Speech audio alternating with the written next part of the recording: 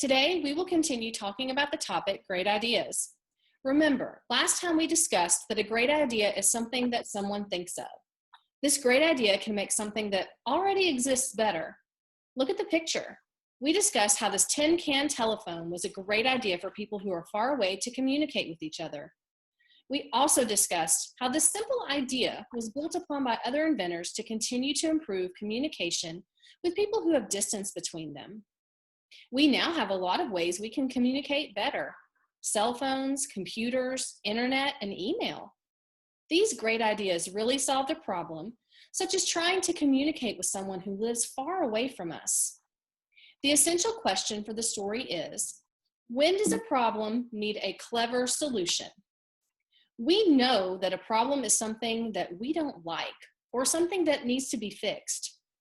We also know that a clever solution is a smart way to solve a problem.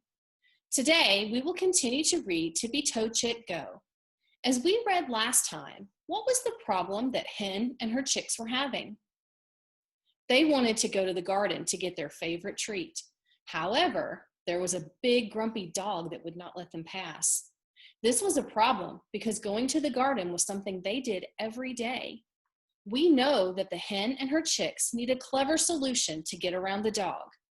Two of the chicks, Big Chick and Middle Chick, tried different ways of getting around the dog, but neither one of those provided a solution. As we finished reading last time, we know that Little Chick was on her way to try to solve the problem. We will continue reading today to find out if her solution is a clever or smart solution that will help them solve their problem. Our learning target for today is to read closely, talk, and write to determine or decide if Little Chick has a clever solution. In order to be successful with your writing task today, you will use evidence from our reading and discussions to determine what you think about Little Chick's idea to get past the dog. Was this a clever solution or not? Let's look closely at our success criteria for our task. Once you've decided what you think, you will write a sentence stating your opinion. The next sentence in your writing will be your reason. This sentence tells your reason for your opinion. This sentence should support your opinion that Little Chick's solution was clever or that her solution was not clever. The third sentence in your writing is an explanation using evidence from the text. You will use evidence from the text to explain your reason. Your explanation and evidence should support your opinion that Little Chick's solution was either clever or that it was not clever. The closing of your writing will be restating your opinion. By restating your opinion, you will pull together the details you wrote for your reason, explanation, and evidence to support your opinion that Little Chick's solution was clever or that it was not clever. Once you have all of these sentences in your paragraph, you will have a complete opinion writing. Now we are going to start reading our text, Tippy Toe Chick Go. Remember, this story is an animal fantasy. We know this story is an animal fantasy because last time we read the hen and chicks were talking. We know that chicks don't talk in real life. Think of our essential question. Today, we will find out if the little chick has a clever solution to their problem. On these first pages, we will read to find out, how close did Little Chick get to the dog? Little Chick ran, tippy-toe, without stopping to rest till she felt Dog's breath. The text says that Little Chick didn't stop until she could feel Dog's breath. If she could feel Dog's breath, that means she was very close to its mouth. That is frightening because that means she is close enough that the dog could eat her. Notice the hen and the other chicks' faces. I think they are feeling as scared as we are.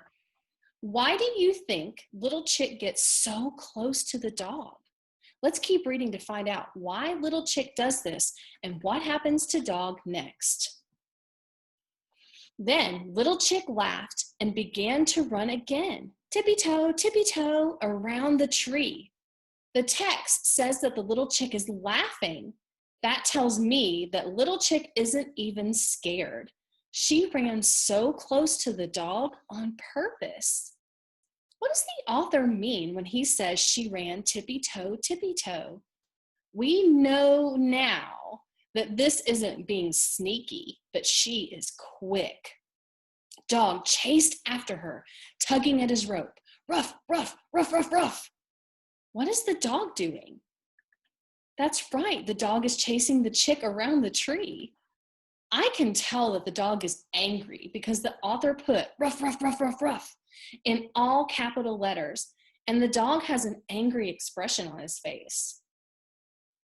Tippy toe around the tree. Tippy toe, tippy, ruff, ruff, ruff.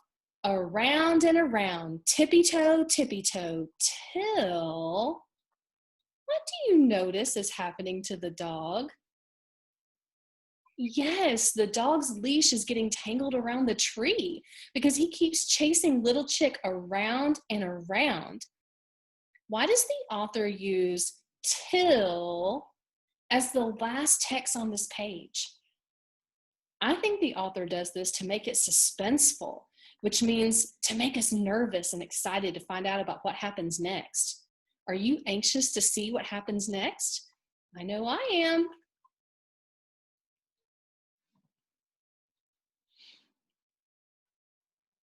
So for the next page, we're going to read to find out, how does the hen and the chick situation change? Ruff, ruff, yip, yip, yip, yip. Dog's rope was wrapped all around the tree. He was stuck and too mad to think. Back up. Why does the dog start making a different noise? The dog makes a different noise because his attitude has changed. He goes from angrily chasing the chick around the tree to being frustrated that he's stuck. The text even tells us that the dog is too mad to think that he could get unstuck by backing up the other way. Hen clucked with pride. Big chick and middle chick just stood and stared. What does it mean that hen clucked with pride? Hen was so proud of little chick. That means she was happy that little chick was able to solve their problem. She was proud because little chick had a great idea. Little chick's great idea helped solve their problem. Why did big and middle chick just stand and stare? Remember when we read the beginning of the story last time? Big chick and middle chick laughed at little chick when she said she was going to help. They thought she was too small to help because they had tried and they were unsuccessful. This tells me that they are completely shocked that little chick was able to solve the problem. Little chick called, "It's time to eat." Why does little chick tell everyone it's time to eat? Little chick knows that they are safe because she got the dog to wrap itself around the tree. So now they can go enjoy their daily treats. So how does the hen and chick situation change? It changes because now they're able to go and eat their treats safely. For the next page, our purpose for reading will be to read to find out, did little chick come up with a clever solution to their problem? And off they ran, tippy toe, right past dog and into the garden for their favorite treat, sweet itty bitty beans and potato bugs. Yum! Was little chick's solution clever? Think back to our essential question, when does a problem need a clever solution? The hen and her chicks had a problem that they were struggling to solve. I think little chick came up with a great idea for the solution. Her solution was clever because the dog is stuck and the chicks are able to safely get their treat. Remember, clever means smart, and this was a very smart and brave decision by little chick. I notice at the end, the author puts the word yum in very large and all capital letters. I think the author did that to show that little chick thought the treat tasted even better since she was the one who tricked the dog into letting them into the garden. The taste of sweet victory. Now we will begin thinking about our writing task. Let's reread our question and think about the evidence from the text. Do you think little chick used a clever plan to reach the garden? Write a short paragraph that tells your opinion. Let's look over some notes with some details from the story that tell what little chick did that got a reaction from dog. Little chick decided to help by running straight toward dog to get the dog's attention. That resulted in the dog getting angry and chasing little chick. Chick laughs because that is exactly what she wanted to do, and she knew the dog was going to fall for her trick. As she laughed, she continued to run around the tree while the dog was behind her, chasing her and tugging at his rope. Little chick continued to run around and around the tree, and so did the dog. This got the dog's leash wrapped all around the tree. Once the chicks saw that little chick's clever solution worked and the dog was stuck, they went to the garden to eat their favorite treats. Hen was proud because little chick's solution was clever, because they were able to get to the garden safely. All of these details from the story support this opinion, so let's start writing. Remember, our learning target for today is to determine if the little chick has a clever solution.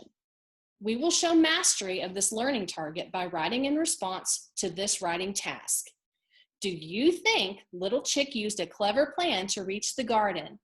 Write a short paragraph that tells your opinion.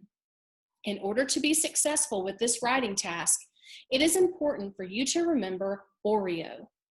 The first O in Oreo stands for opinion. The R stands for reason. The E stands for explanation using evidence. And the last O stands for opinion again. First, you will write a sentence telling your opinion about little chick's plan. Then you will write a reason which supports your opinion about little chick's plan. Next, you will explain your reason for your opinion using evidence from the text. All of the explanation and evidence should support your opinion statement. Last, you will close your paragraph by restating your opinion. Also, don't forget about our quick check success criteria that applies to any type of writing. You always need to have a capital letter at the beginning of a sentence, as well as punctuation at the end of a sentence. Always use neat handwriting, and make sure you have complete sentences with a subject, the who, and a predicate telling what they do. And always use evidence from the text to support your writing. Let's look at an exemplar opinion writing and compare it to our success criteria. Think of the O in Oreo. Does this text have a clear opinion statement telling an opinion about whether or not little chick's solution is clever? Yes, it does. It says, little chick's solution is a clever solution, and it also solves the problem. Think about the R and E in Oreo. What reason does this writer give for his opinion that little chick has a clever solution? The writer states that little chick is clever because she is smart. He goes on to say he thinks she is smart because she tricks the dog and he gets stuck. Does that reason support his opinion? Yes, it does support the opinion. But how could we improve these sentences to better support the writer's opinion? Now, let's work together to create a sentence that clearly explains our reason. The word smart is another word we could use to describe little chick's plan, but it doesn't tell us why it was clever or a smart solution. We need to tell why her plan is clever. Why was her plan clever? Yeah, she tricks the dog. The solution is clever because she tricks the dog. Let's think about the explanation with evidence. Does the writer use text evidence to explain his reason? Remember, in the writer's first two sentences, he said the little chick tricks the dog and the dog gets stuck. That is evidence from the text. However, the writer could include a little bit more evidence and explanation to describe how little chick's solution was clever. We really don't know what little chick's solution was at this point in his writing. Let's see how we can use that evidence and add on to it to tell how little chick's solution was clever. We can see in the illustration that the dog is tied to the tree with a rope. We read in the text that the rope wrapped around the tree. This is an important detail. It is part of Little Chick's clever plan. How can we put these details into our own words? Little Chick sees the dog is tied to the tree with a rope. What other evidence from the text can we use to explain our reason that she tricks the dog? I remember we wrote in our note taker that Little Chick runs straight toward the dog. If I run right at someone or something, it is kind of like I'm challenging them. I also know Little Chick wanted the dog to chase her because the text says, Little Chick laughed and began to run again. So she knew what she was doing. This was part of her plan to get the dog to chase her around and around the tree. By challenging the dog to chase her, Little Chick tricks the dog into running around and around the tree. Now let's craft another opinion statement to create a sense of closure and pull all of our ideas together. What was our opinion about Little Chick's solution? Yes, she had a clever solution to lead the dog around the tree. What happened after Little Chick leads the dog around and around the tree? Yes, we read this detail in the text. He was stuck. We can also see in the illustration that his rope is tangled around the tree, and we know this is why he's stuck. Let's include that in our closing sentence. Her clever solution leaves the dog tangled around the tree, and the chicks are able to get in the garden. We worked really hard together using our success criteria to improve this paragraph. Let's take a second to reread our paragraph as we wrap up. Little Chick's solution is a clever solution, and it also solves the problem. The solution is clever because she tricks the dog. Little Chick sees the dog is tied to a tree with a rope. By challenging the dog to chase her, Little Chick tricks the dog into running around and around the tree. Her clever solution leaves the dog tangled around the tree, and the chicks are able to go eat in the garden. Great work, friends. Let's review what we did today. Today, we learned the sounds for OO, as in moon, and book. We also learned more about our topic, great ideas. We discussed what difference a great idea can make. We also read the second part of our text, Tippy-Toe Chick Go, and discussed evidence from the text that told us about a problem that needed a clever solution. Finally, we wrote to tell our opinion to answer the question, do you think Little Chick used a clever plan to reach the garden?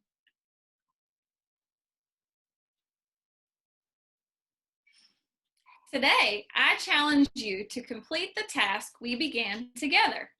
Go back, reread the text, and write your opinion. After you've written your opinion, read your own writing. As you read, check to see if you have an opinion statement that clearly tells your opinion about Little Chick's solution. Did you give a reason that clearly supports your opinion? Did you put everything in your own words? Did you restate your opinion to create a sense of closure, pulling all the details together and saying your opinion one more time? Work carefully on this writing task. Great work today, friends. Please continue your hard work with the rest of the summer activities. Remember, all of the resources that go along with this lesson can be found on the Knox County website under the Student Resource tab. We had fun working with you today, and we look forward to working with you again. We hope you learned something today and maybe had a little fun too. See you next time.